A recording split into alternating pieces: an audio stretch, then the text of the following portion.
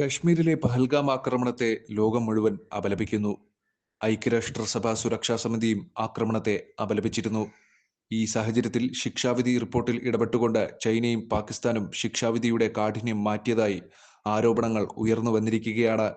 ഭീകരാക്രമണങ്ങളെ അപലപിച്ചുകൊണ്ടുള്ള UN സുരക്ഷാ കൗൺസിലിന്റെ പ്രസ്താവനകൾ സാധാരണയായി ശക്തമാണ്.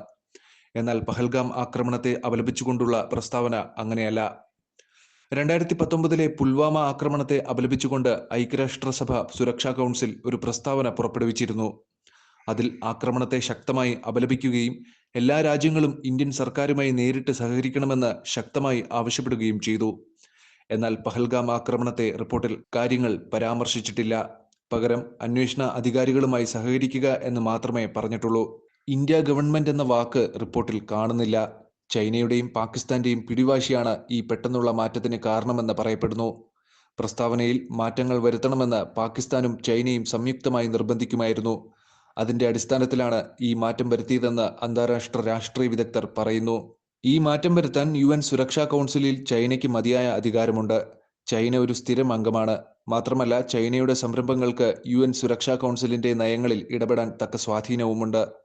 തുടക്കം മുതൽ തന്നെ ഈ ആക്രമണത്തിൽ പങ്കില്ലെന്ന് പാകിസ്ഥാൻ നിഷേധിച്ചു. എന്നിരുന്നാലും ദ റെസിസ്റ്റൻസ് ഫ്രണ്ട് എന്ന സംഘടന ആക്രമണത്തിന്റെ ഉത്തരവാദിത്തം ഏറ്റെടുക്കുകയായിരുന്നു. ഭീകര സംഘടനയായ ലഷ്കർ ഇ തോയ്ബയുടെ ഒരു ശാഖയാണ് റെസിസ്റ്റൻസ് ഫ്രണ്ട്. ഇവർക്ക് പാകിസ്ഥാന്റെ ചാരസംഘടനയായ ISIയുടെ സഹായം ലഭിക്കുന്നുണ്ടെന്ന് പറയപ്പെടുന്നു. അങ്ങനെയാണെങ്കിൽ പാകിസ്ഥാനും ഈ ആക്രമണവും തമ്മിൽ എങ്ങനെ ബന്ധമില്ലാതാവുമെന്നാണ് പലരും ഉന്നയിക്കുന്ന ചോദ്യം. അതേസമയം സംശയങ്ങൾ ബലപ്പെടുത്തിയ മറ്റൊരു കാര്യം പാകിസ്ഥാന്റെ നടപടികളായിരുന്നു. അതായത്, ആക്രമണത്തിൽ കൊല്ലപ്പെട്ടവർക്ക് അനുശോചനം അറിയിച്ചെങ്കിലും രാജ്യത്തെ സർക്കാർ ആക്രമണകാരികളെ അപലപിച്ചില്ല. മറുവശത്ത് ഐക്യരാഷ്ട്രസഭ സുരക്ഷാ സമിതിയുടെ റിപ്പോർട്ട് എടുക്കുകയാണെങ്കിൽ പുൽവാമ ആക്രമണത്തിൽ ജെയ്ഷെ മുഹമ്മദിന്റെ പേര് വ്യക്തമായി പരാമർശിക്കുകയും അപലപിക്കുകയും ചെയ്തു.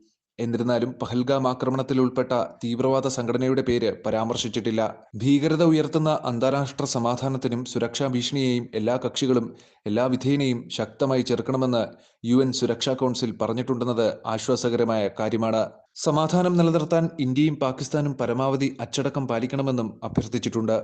ഈ റിപ്പോർട്ട് മാറ്റി നിർത്തിയാൽ നിഷ്പക്ഷവും സുതാര്യവുമായ അന്വേഷണത്തിന് പാകിസ്ഥാൻ തയ്യാറാണെന്ന് പാകിസ്ഥാൻ പ്രധാനമന്ത്രി ഷെഹ്ബാസ് ഷെരീഫ് അഭിപ്രായപ്പെട്ടു. എന്നാൽ ഇന്ത്യയുടെ അന്വേഷണവുമായുള്ള സഹകരണത്തെക്കുറിച്ച് പരാമർശമൊന്നുമില്ലായിരുന്നു എന്നതും ശ്രദ്ധേയമാണ്.